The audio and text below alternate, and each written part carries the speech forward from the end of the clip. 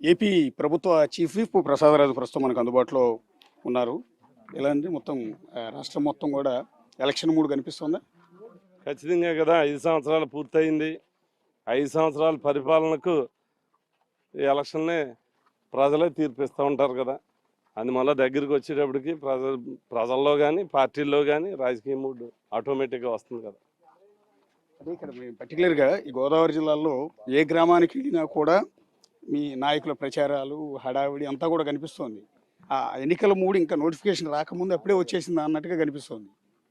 ఈ 5 సంవత్సరాల్లో చూసుకుంటే ప్రతిరోజు ఈ ప్రభుత్వంలో పండుగ వాతావరణమే.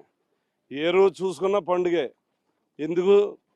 ప్రజలకి అలా పరిపాలన అందించటమే ఏదో అడ్మినిస్ట్రేషన్లో భాగంగా ఈరోజు 4 కార్యక్రమాలు అందించేటువంటి కార్యక్రమాలు జరుగుతూ ఉన్నాయి.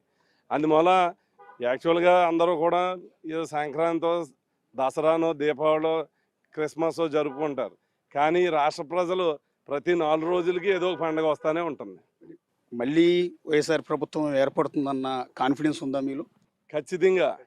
మా టార్గెట్ 175. మా టార్గెట్ 175. గవర్నమెంట్ ఏర్పడటం కాదు, 175.